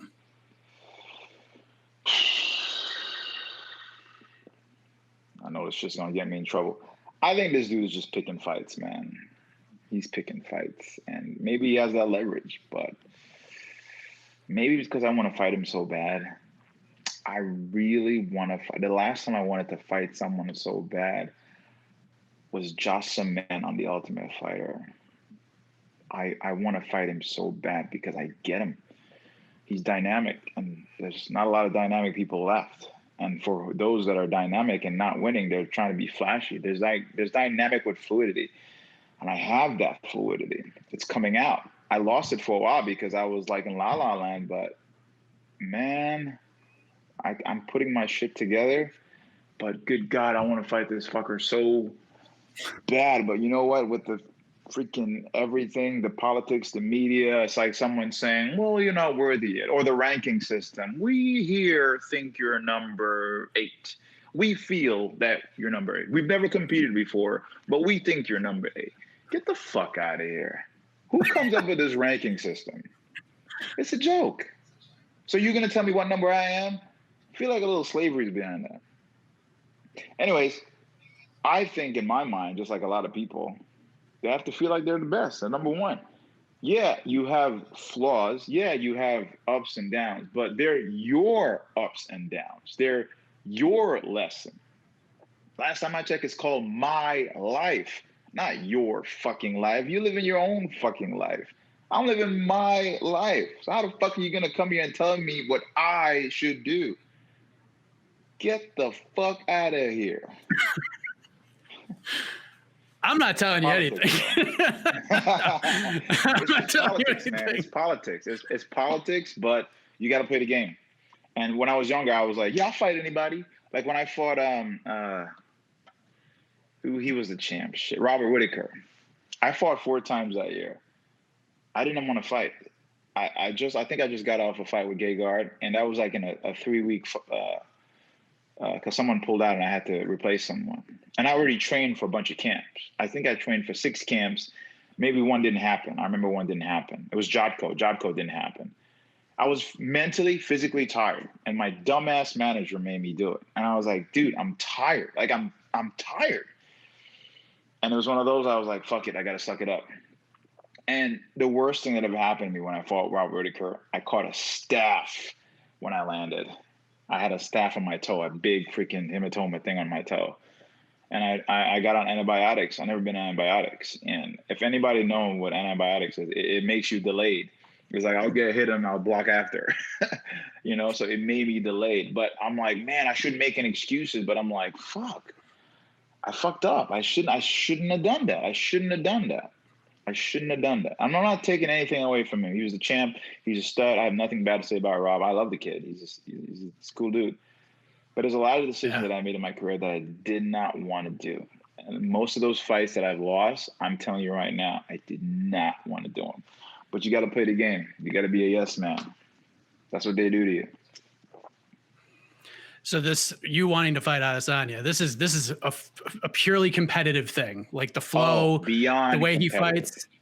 I really want to fight this guy because I'm very competitive like that. You should see me playing video games, man. I'd be cursing. If the audio could hear what I'd be saying, they would delete my account because I'm cussing my ass off. So I'm very competitive. I mean, it could be the simplest thing. I'm like, yeah, I'm gonna win. Yeah, I'm gonna do it. And it's just coming from a very pure competitive side, But you got to kind of weave through the politics and all that to get to him. I got to do what I got to do to get to him. That's what I want. I was hoping he wouldn't leave the title because I'm like, I want to beat you. But even better, I'll get there, grab it, and I'll come to you. I'm just very competitive like that. And he's one of those guys that I know will bring the best out of me. I mean, they thought an Anderson fight with him was cool. Wait till you see this shit. It's just a matter of time. I hear you. First things first, February 13th. How do we get this thing done? Are we past like the prediction part of your career, Uriah, or do you see this going a certain way? Man, I'm not good at looking in the future. I mean, I'm not good at staying in the future. I can look at it, but I've learned to not stay there. But I just personally feel that I'm going to expect a really, competitive fight because I know he has to bring his best and I'm going to bring my best. But it should be good. If it's not good, he's probably going to hug me to win. But I'm making sure that doesn't happen. But I'm going out there to beat him up. That's my game plan, my mindset, and I'm sure his mindset is the same thing too. Because we're athletes, Like I said, I got nothing bad to say about Chris. Every time I've met him, it was like, "Hey, what's up, man? You good?" I'm actually really good friends with Matt Serra, so it's kind of a bittersweet. But it's just business, man. We got to separate those emotions. A part of me is like, it's a little bit of payback, but he's in my way, and I got to get to homeboy over there. So I just got to be like, I'm sorry, bro. I got to do what I got to do. Fair enough. Last thing for me, Uriah, and I appreciate you giving me so much time today. What are you hoping? This is fun. Oh, I appreciate it. What are you hoping 2021 brings you from a personal level? Like not just with fighting, because obviously like there's certain goals you have in the octagon, but like outside of the cage as well. Like what sort of things are you hoping happens in 2021 for you from a personal standpoint? Wow. That hit me. That was good. I have a lot of personal goals, small ones. But from 2020, I didn't make any predictions. I didn't, have any main thing in my mind. It was just, all right, get to this. But I've learned to just let go. It's probably one of the best things I can do, just to let go. Let go of that control. I mean, there's things you can control and there are things that are out of your control. And I've always tried to control things, whether it's things or my opinion towards people of what I think they should do. And listen, man, everyone has their own story. It's kind of hard to explain, but I think the older you get, for me at least, I'm realizing real value here. Like, real value is time. Time, whether you wasted, time you've invested, time that you've given to someone, time that was either taken away. It's so crazy. I've been more in love with myself and put myself first to blossom from that. There's an old saying, you don't need someone to complete you. You need someone to accept you completely. And what that taught me was, we all got shit. You got shit, I got shit, he got shit. Sometimes you gotta get over some of your shit. Sometimes you gotta handle more shit. We all got our shit. So it's just finding someone to put up with your shit. No one's perfect. But to separate that, of course, and, going to the octagon, that's a different type of goal. I'm trying to become champion. I'm trying to fight the best guys. I'm in a perfect place to do that. But outside, I'm just trying to become a better version of myself. And for me personally, it's just letting go of that control.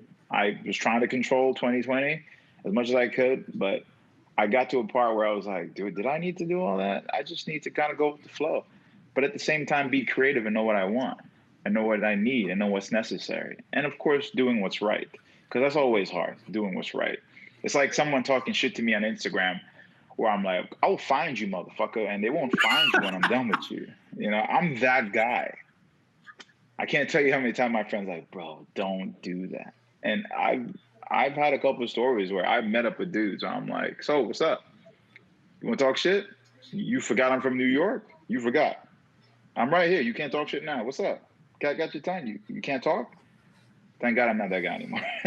But the right thing to do is, you don't have to ignore it. You can acknowledge it and understand that this is this person's livelihood. And maybe they're suffering in a different way, that this is their way of expressing themselves.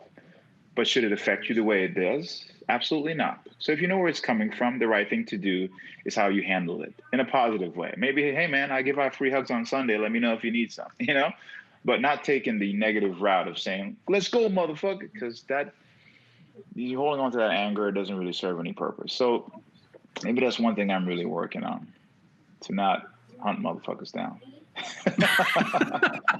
I think that's a goal we should all strive for, Uriah. Yeah. Don't be hunting them uppers down. Yeah. And after what you just said, shout out to my wife for putting up with my shit. How about that? Thank you all. I appreciate it. We all got shit, man. We just got to find somebody to put up with your shit. That's it. That was never has the word shit been used so eloquently, Uriah. I appreciate it very much, man. Unbelievable. Hey, thank you so much for the time, man. You gave me way more than I could have possibly asked for. It was great catching up with you. February 13th, Uriah Hall versus Chris Weidman, the rematch over a decade in the making, UFC 258. Looking forward to seeing it, man. Anything else you want to get off your chest before you say goodbye? I want to get his mouth off my chest right here. No, I got nothing to get off my chest, man. Listen, if I can give a message to the world right now, maybe America, let's stop being so sensitive. You can't even call people pussies these days because pussies are strong. Pussy can take a beating. It can take a pounding. A baby could come out of pussy. So a lot of us are balls, just sensitive balls. Let's not be balls. Let's be pussy. Let's be strong. I mean, there's not much more to say after that. Thank you, Uriah. I appreciate it, man. No problem, brother. Unbelievable stuff right there with Uriah Hall. I know there was a little bit of inside baseball early on, but if you Google the name Arshay Cooper, that guy is the man. The documentary, A Beautiful Thing, is phenomenal. What a story. The book is great too. Glad he's feeling better. But man, Uriah was on fire in that conversation. I hope you all enjoyed that one as much as I did as we get ready to put a bow on this week's show. One more chat to come, but before that, it's probably more than a couple of quick programming notes because this week is going to be absolutely bananas as you would expect. First, we're going to have the UFC Fight Island 8 preview show dropping at some point today. Of course, we dropped this on Tuesday. It'll be January 19th. I had to look at my phone. I'm cheating. I'm not going to lie. As we're getting ready for that card on Wednesday morning, so keep an eye out for that. Weigh-ins are already in the books. If you missed them, they're right here on this page. Go back and check them out. We'll have our pre-show live Q&A tomorrow morning, Wednesday, January 20th at 8:30 a.m. Eastern Time. So get your coffee and your breakfast ready to go. We got post-fight show, of course, press conference streams, all that good stuff. We have you covered, all things UFC Fight Island 8. Between the Links will be back on Thursday. We're doing it live. Some breaking news. Jed Meshew called out Steven Morocco. Wanted a little MMA fighting versus MMA fighting action. Steven has accepted that challenge. He gets his wish. That goes down Thursday, where we'll have so freaking much to talk about. It's not even funny. And then we have the UFC 257 Media Day. Press conference goes down Thursday morning with Dana White, McGregor, Poirier, Hooker, and Chandler. We got weigh-ins early Friday morning. Preview show Friday afternoon. Then fight night on Saturday. Pre-show, Q&A right before that, post-fight shows. It will not stop. It's going to be crazy. And I am proud of what Jose Youngs and the whole MMA fighting crew has done for this trip to Fight Island. It's absolutely amazing to see this team come together. But with that said, we will say goodbye. Excuse me. By the way, I cannot believe it took me this long into the episode to mention this. How about the new graphics? New year, new look. Party on, right? What the heck? Moving up in the world. I love it. So big shout out to Casey Lyden and Esther Lynn for their help on that. Casey on the production. Shout out to Jose and Alex Savis as always for dealing with me being an absolute pain in the rump. Shout out to you guys and gals for watching every week. And as always, have a heck of a week, everybody. We will leave you with my chat with the Lone Wolf. All right, by the time our next guest steps inside the octagon, it'll be nearly 2 years since the last time that happened. He takes on Rafael Alves at the UFC's event on February 20th. Let us welcome the winner of season 27 of The Ultimate Fighter, the Lone Wolf himself, Mike Trizano. Mike, good to see you, man. How are you? I'm doing great, man. It's good to see you, too. It's good to have you here, man. A lot to catch up on for sure. But first off, outside of having your first fight of the year on the books, how has the new year been treating you so far? Better than last year, that's for sure. Sure, everyone can say that. I would agree with that for sure. But in the last time we saw you fight, you suffered the first loss of your career to Grant Dawson. It was May of 2019, and unless you're Habib or John Jones, it's almost impossible to go through this sport and go through an entire career without suffering some kind of loss along the way. So, what did you take away from that fight with Grant? Don't fight injured. Make sure that you're always going to have bumps and bruises, but I had a nagging injury that I just kind of was stubborn about, and I lost, and it is what it is. I'm not going to take anything away from Grant. He beat me, but I definitely could have been closer to 100%, and I wasn't. So, was this the knee that you just had surgery on? Yeah. Or is it a different injury? Yeah, no, it was my knee. So how long were you dealing with the knee for and dealing with that injury? A while, at least a year. At least a year? Yeah. What was the actual injury? So it's weird. It was a meniscus, which shouldn't have been as serious as it was, but the way my meniscus was injured, it wasn't torn. It was just completely separated from where it was supposed to be connected to. And because of that, the recovery process was like 6 months instead of 6 weeks. Because normally if you had like a torn meniscus, they just shave it down, you're good in a few weeks. But that wasn't the case. So it ended up being a lot longer than I expected. And then obviously 2020 hit everybody hard. And, I was trying to return sooner. Like in the beginning, like March 2020, I was doing well. And then all of a sudden obviously quarantine and everything shut down for a little bit. And then I started having complications with my knee again, then having to get another knee surgery. And now here I am. For the same knee, same injury? No, it was more, I had just a lot of scar tissue and I couldn't bend it again, and it was giving me a lot of pain. So they went in there, cleared it out. Now I'm good to go. So it's probably good timing. It happened then. Yeah, for sure. You know what I mean? It would have been way worse if it happened like 3 weeks before a fight, right? Oh yeah. No, that would have been terrible. So what have these, obviously outside of the rehabbing and trying to get back, what have these 2 years, little less, been like for you? Because, ever since you got into the sport, you've been a pretty active guy. 2019, just the one fight with Grant. You went through all of 2020 without a fight. Like, what has this time outside of just rehab, maybe more from a mental perspective, what has it been like for you? It was real nice to have a mental break from going from training camp to training camp and be able to learn new stuff and hone my skills and just improve overall my whole entire game. I've never not been active. So it's like, I didn't know what it was like until I actually was forced. It was almost like a sign, like chill out for a minute and let your body catch up to you. So, I think it was a necessary thing, and it ended up being a really good thing for me, and I was able to just improve on a lot of things, and I'm excited to get back in there now.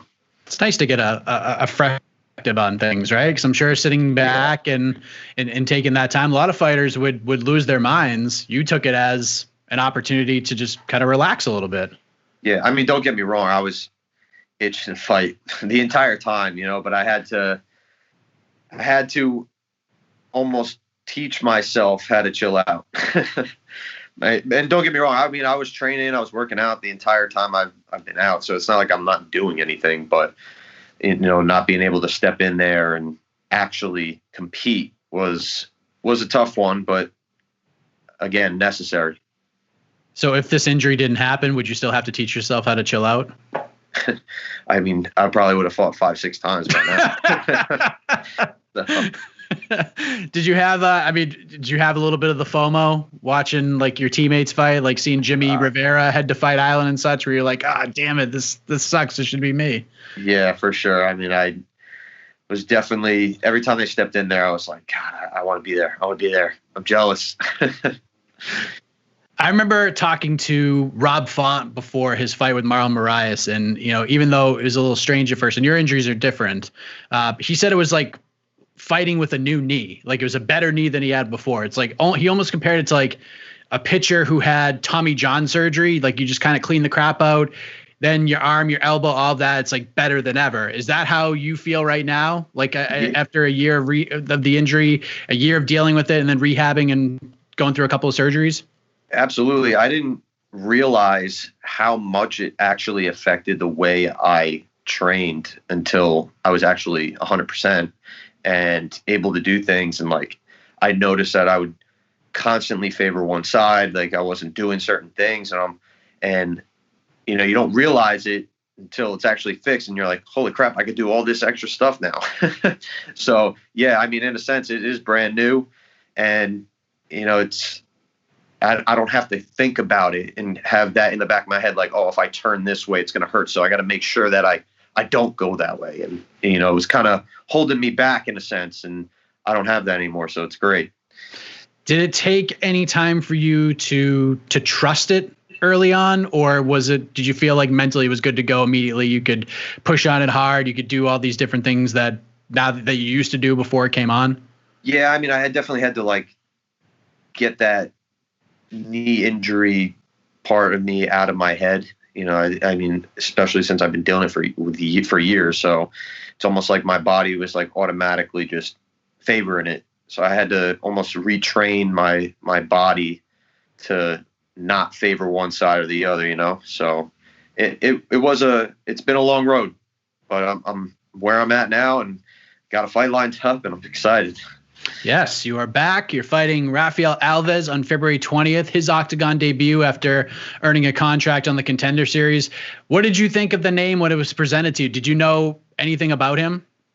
No, I didn't. I think I did know know he fought on Contender. I wasn't sure if that was his only fight he had. I wasn't sure if he had fought in the UFC after that. But I was just excited to get somebody, man. I'm so tired of being on the sidelines. So you didn't care who it was? No, I really didn't. I just want to get in there. I mean, once you got the name, like you've been so active and you fought so often and you're at a different point in your career, but I know a lot of fighters view this differently, but do you go back and watch old fights and watch old footage? Do you kind of engulf yourself in all of that, or do you stay away from that stuff so you don't drive yourself crazy with all fight stuff? Are you talking about like leading up to this fight, or? Yeah, like when you found out that you were fighting Alves, did you immediately like start watching footage on him, or do you just stay away from all that stuff and let your coaches deal with that? A little bit, but I kind of just let my coaches deal with it, and they come up with a game plan and start training. That's it. Did you watch the Contender Series fight? I saw like clips of it. Did you see him botch the Ozzie Smith cartwheel flip combination thing? I know he's explosive, so I just got to make sure I get out of the way. Yeah, there you go.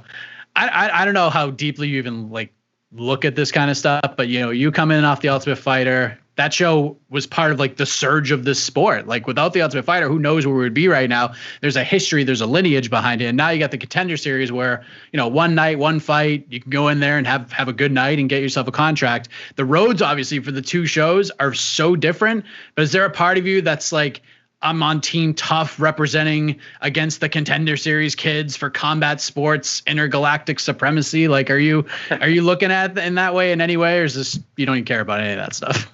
No, I don't really care about it. I don't even think of myself as like a Ultimate Fighter guy anymore. I'm just another UFC fighter looking to make a name for himself and put on that strap. That's it.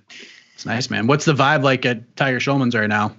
Oh, I mean, it's rocking. A bunch of the guys, we all got fights lined up, so it's just everyone's training hard and everyone's ready to go. There you go. Jimmy's got a fight coming up. I know he just got pushed back to February 13th. Yeah.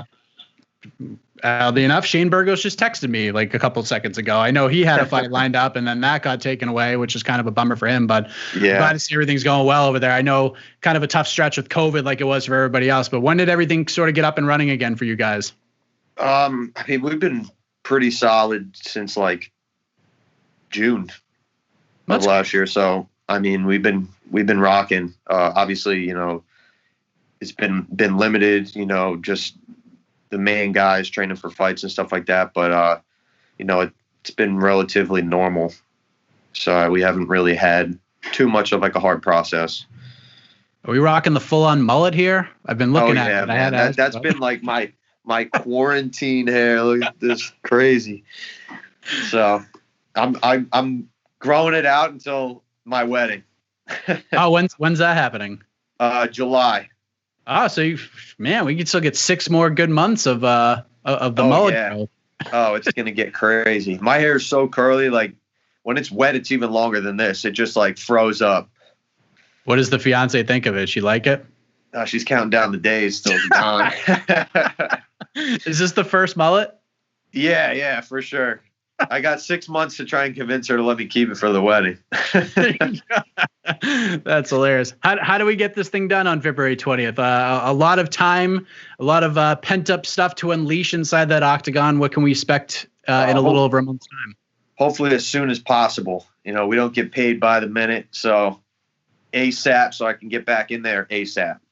I want to try and fight as much as I can, so got to make up for lost time. What do you think? 3-4 times at least? At least. There you go. Do you still I know you don't consider yourself like the Ultimate Fighter guy anymore, but do you still check in with some of those guys? Yeah, I mean, every once in a while. I haven't talked to anybody recently, but we still keep in touch here and there. There you go. Yeah, because I know you fought Pena, obviously, so you guys did your thing. And Joe Giannetti, I know you're tied to him because you guys fought in the finale, and we've seen Bryce Mitchell kind of make a surge. So, seeing Bryce do what he's doing, that's got to make you feel good that like couple wins, you're right there with him.